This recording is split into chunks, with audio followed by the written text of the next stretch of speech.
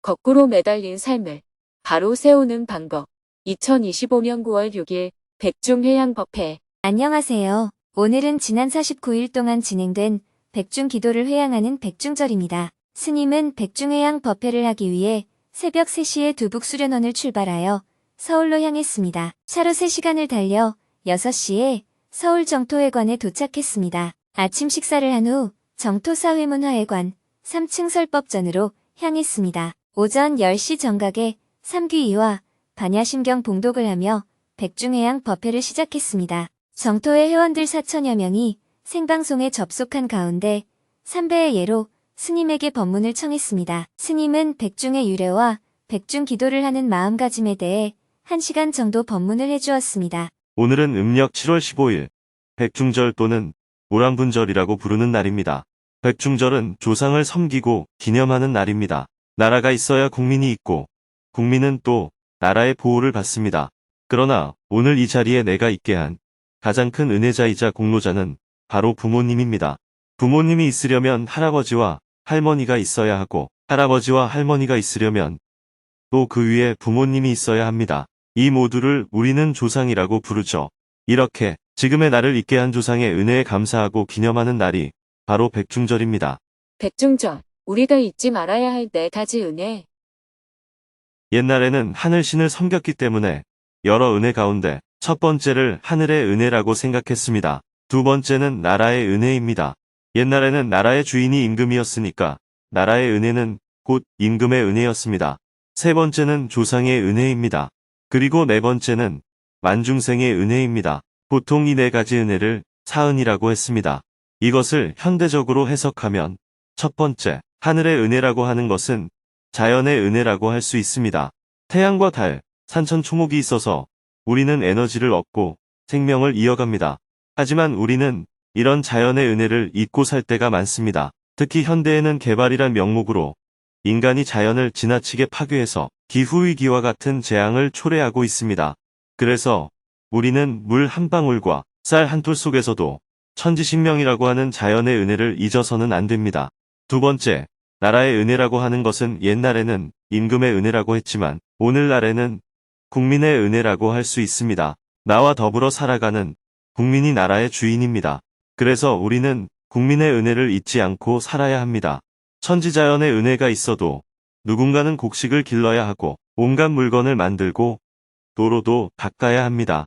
수많은 국민들의 노고로 우리가 살아가고 있는 것입니다. 그래서 국민 한 사람 한 사람을 소중하게 생각해야 합니다. 내가 만약 식당 주인이라면 내가 입는 옷을 만들고 내가 신는 신발을 만드는 그들에게 정성으로 음식을 해드려야 합니다. 내가 의사라면 그 한 사람 한 사람의 건강을 정성스레 봐드려야 합니다. 세 번째, 조상의 은혜도 우리가 자주 잊어버리고 삽니다. 옛말에 잘 되면 내 덕, 잘못되면 조상 탓이라는 말이 있죠. 요즘에는 다들 먹고 살만하니까 다 자기가 잘해서 그런 줄 알아요. 그러나 우리는 조상의 은혜를 잊어서는 안 됩니다. 지금은 배불리 먹고 살지만 3대만 위로 거슬러 올라가도 우리 조상들은 헐벗고 굶주리며 살았습니다. 지금 우리는 인권이 보호되는 환경 속에서 살고 있지만 불과 100년 전만 해도 인간적인 대우는커녕 엄청난 학대와 착취 속에서 살아야 했습니다. 그런 여건에서도 우리 선조들은 자식을 낳고 키웠으며 외세와 압제자에 저항하며 살았습니다. 이런 조상들의 희생 위에 오늘날의 내가 있는 겁니다. 그래서 우리는 조상의 은혜에 감사해야 합니다. 네 번째로 감사히 생각해야 할 것은 중생의 은혜입니다. 중생이란 우리가 살아가는데 연관된 모든 생명을 말합니다. 오늘날 우리가 살아가기 위해서는 우리나라 사람만으로 가능하지 않습니다. 우리가 먹고 입고 쓰는 온갖 물건에는 수많은 외국 노동자들의 노고가 들어 있습니다. 외국에서 생산한 농산물과 외국에서 만든 공산품을 수입해 사용하면서 우리는 살아갑니다. 그래서 우리는 무중생과 무생명의 은혜에도 감사해야 합니다. 거꾸로 매달린 삶을 바로 세우는 방법.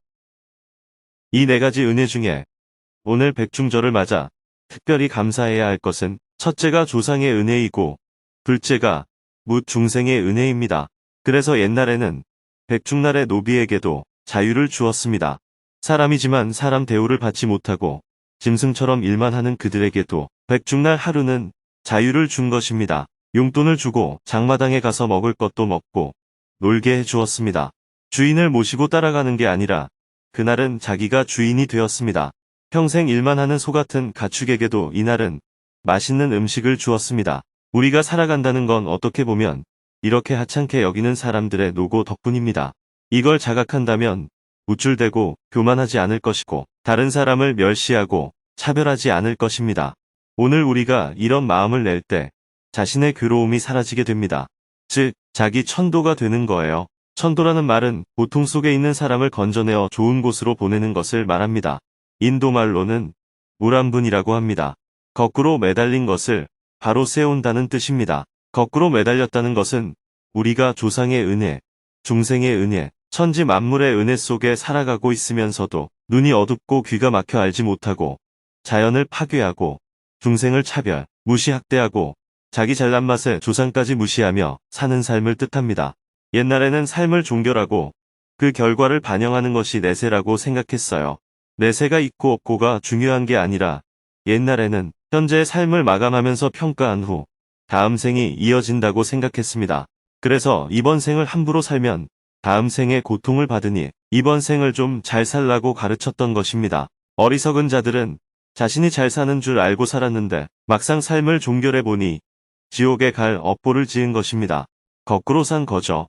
그래서 우리가 백중 기도를 하는 이유는 거꾸로 산 인생을 깨우쳐서 바로 세우자는 데에 있습니다. 눈 감은 자를 눈뜨게 하고 귀먹은 자를 듣게 하고 무지한 자를 알게 해서 천지자연이 고마운 줄 알고 무중생이 고마운 줄 알고 조상의 고마움을 알도록 하자는 거예요. 수많은 은혜 속에 내가 살고 있다는 것을 자각하면 풀 한 포기, 나무 한 그루도 함부로 해치지 않고 성별과 지위의 높고 낮음에 관계없이 사람을 존중할 줄 아는 삶을 살게 됩니다. 그래서 백중절은 내가 깨달아서 내가 나를 천도하는 날입니다. 나를 깨우치고 천도하는 방법이 곧 조상의 은혜를 기억하고 조상을 좋은 곳으로 천도하는 형식을 빌려 이루어지는 것입니다. 그런 의식을 통해 결국 나를 깨우치는 날이 되는 것입니다. 조상을 기리며 나를 해방하는 날. 이것은 부처님이 만드신 기념일이 아닙니다. 부처님은 언제 어디서나 지금 깨어있는 것을 가르치셨지 특정한 날과 특정한 장소를 중요시하지 않으셨습니다. 그러나 인도의 전통 문화에는 시바신이나 비슈누신 같은 특정 신을 섬기는 기념일이 있었고 그 중에 조상신을 섬기는 기념일도 있었습니다. 그것이 우리 달력으로 음력 7월 15일입니다.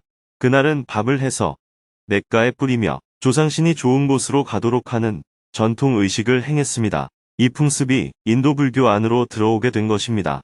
조상신을 섬기는 문화에서 보면 출가해서 수행하는 것이 부모의 은혜를 모르는 불효가 아닌가 하는 염려를 하게 됩니다.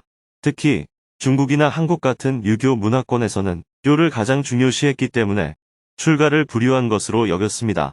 그러나 인도 사람들은 출가 수행을 진정한 자유와 해탈을 향한 위대한 길로 보았기 때문에 조상의 은혜나 나라의 은혜를 추월하는 길이라고 생각했습니다. 출가는 가족, 친구, 나라를 두고 떠나는 의리 없는 행위로 보지 않았어요.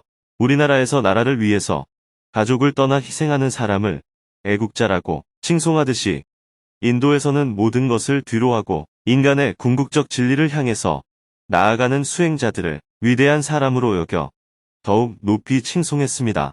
그래서 출가자들이 오면 누구나 다 밥을 주었고 임금도 지나가다가 그들을 만나면 예를 갖추었습니다.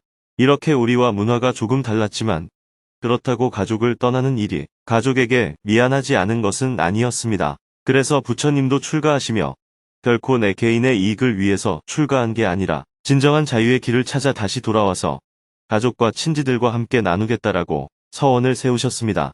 연애하다 실패해서 가족이 죽는 것을 보고 슬퍼서 시험에 떨어져서 출가한다는 식의 개념과는 근본적으로 달랐습니다. 출가 수행자는 왕이 되는 것보다 더 큰 용기를 가진 위대한 자로 존경을 받았습니다. 그러나 보통 사람들은 가족의 끈끈한 정을 쉽게 벗어나지 못했습니다. 그래서 불교에서는 조상을 섬기는 이날을 받아들여서 집안에서 한 사람의 출가자가 나오면 그 집안의 무사람들이 천도가 된다는 믿음을 사람들이 갖도록 했습니다. 출가를 부정하지 않고 오히려 가족들도 기뻐할 수 있는 문화를 만든 것입니다.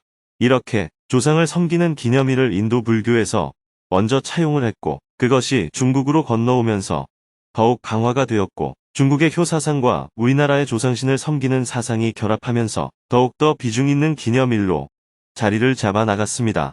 이날은 부처님이 태어나신 날도 아니고 출가하신 날도 아니고 성도하신 날도 아니고 열반하신 날도 아닙니다. 그러나 조상을 섬기는 백중기도는 정초기도, 동지기도와 어우러져 불교 기념일이 아니면서도 불교의 3대 기도일로 자리 잡고 있습니다. 우리는 이런 문화를 계승하고 존중해야 합니다. 단순히 우리를 있게 해준 조상님들에게 감사하고 그 뜻을 기리는 것을 넘어서서 나를 있게 한 모든 존재에 대해 감사하는 마음을 가져야 합니다. 천지신명이라고 부르는 자연의 은혜, 나라와 사회의 은혜, 무중생의 은혜에 감사하고 그들에 의해서 내가 있다는 것을 자각해야 합니다. 혹시 우리가 이런 소중한 것들을 함부로 무시하고 차별해왔다면 오늘 백중절을 계기로 해서 그 소중함을 다시 한번 자각해야 합니다. 그래서 백중절은 환경의 날인 동시에 노동절이고 어버이날이기도 한 것입니다. 우리는 그동안 전통에 따라서 49제 의식을 지냈고 오늘은 마지막 7번째 천도제를 지내는 날입니다. 나를 있게 한 무 존재들에게 감사하는 마음을 낼 때 그 마음으로 인해서 조상이 천도가 된다고 볼 수 있습니다. 내 마음속에 남아있는 부모님에 대한 상처, 원망, 미움, 슬픔, 아쉬움과 같은 집착은 나의 자유를 방해하고 또한 조상들의 자유로운 삶까지 방해합니다. 그러니 그동안 내 마음속에 있던 애착들을 오늘 다 떠나보내야 합니다. 내가 잡고 있던 것을 놓아버림으로써 그들에게 자유를 주어야 합니다. 내가 잡고 있던 것을 놓아버림으로써 내 마음에 있는 응어리도 다 풀어버려야 합니다. 그래서 오늘이 해방의 날, 해탈의 날이 되도록 해야 합니다. 집착을 내려놓고 새로운 희망을 여는 날. 우리가 가능하면 시대와 상황에 맞게끔 용어도 바꾸고 의식도 바꾸어야 하지만 문화라는 것은 수많은 사람이 오랜 세월에 걸쳐 행해온 것입니다. 그렇다 보니 지금의 입장에서 볼 때는 합리적이지 않은 요소들도 있을 수 있습니다. 그러나 중요한 것은 그것이 현실에 맞느냐 안 맞느냐가 아니라 우리 조상들이 이런 뜻으로 이런 문화를 만들어서 해왔다는 점입니다. 예를 들어 한 해를 시작하면서 마음을 가다듬는 정초기도라든지 조상의 은혜에 감사하고 나를 있게 한 무생명체들에게 감사하는 백중기도라든지 오늘로써 내 인생의 내리막은 끝이고 내일부터는 새로운 희망을 만들자는 동지기도라든지 이런 전통 문화는 현대사회에서도 살려나갈 만한 충분한 가치가 있습니다.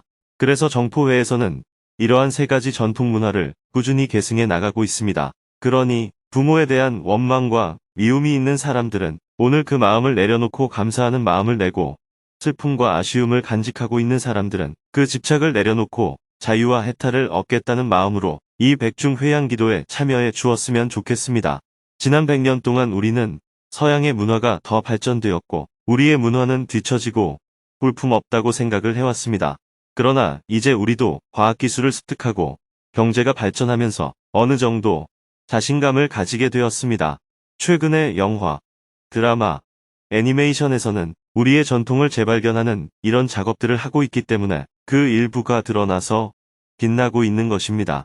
우리가 가진 수많은 전통 속에는 이런 요소들이 아직도 많이 숨어 있습니다. 백중절도 밸런타인데이, 빼빼로데이, 헬로윈데이 같은 것에 비한다면 그 의미가 수백 배 더 큽니다. 그래서 젊은이들도 우리 전통 문화의 소중함을 알고 그것을 잘 살려낸다는 자세로 백중절에 참여해 주었으면 좋겠습니다. 조상 영가를 천도한다는 것은 곧 내 마음의 모든 집착을 내려놓는 것과 같습니다. 여러분들이 마음의 집착을 갖고 무당한테 찾아가면 조상 영가가 천도되지 않았다라고 합니다. 그러나 집착을 딱 놓고 찾아가면 조상 영가가 좋은데 갔다라고 합니다. 한 사람은 집착을 가지고 있고 한 사람은 집착을 안 가지고 있기 때문에 일어나는 일입니다. 모든 괴로움은 밖에서 오는 것이 아니라 우리들의 마음에서 비롯됩니다. 그러니 오늘 백중기도를 기해서 여러분 마음속에 있는 모든 응어리를 풀고 나와 조상이 함께 해탈하기를 기원합니다. 사홍서원으로 법회를 마친 후 참석한 대중들끼리 마음 나누기 시간을 가졌습니다. 마음 나누기를 마치고 잠시 휴식을 한 후 11시 30분부터 유수 스님의 집전으로 백중기도 마지막 천도제를 봉행했습니다. 스님은 지하 공양간에서 대중들과 함께 점심 식사를 한 후 12시부터 JTS 사무국장과 JTS 32주년 기념행사 준비에 대해 회의를 했습니다. JTS 사무국장이 기획안에 대해 자세히 설명했습니다. 10월 말에 JTS가 지난 30년 동안 걸어온 길을 보여주는 사진전을 정토사회문화회관에서 하고 여러 구호단체들과 JTS 후원 회원들을 초청하여 기념 세미나를 열고자 합니다. 기획안을 보고 스님이 여러 가지 의견을 말해준 후 회의를 마쳤습니다. 오후 1시부터는 평화재단 기획위원장으로부터 하반기 평화재단 사업에 대한 보고를 받았습니다.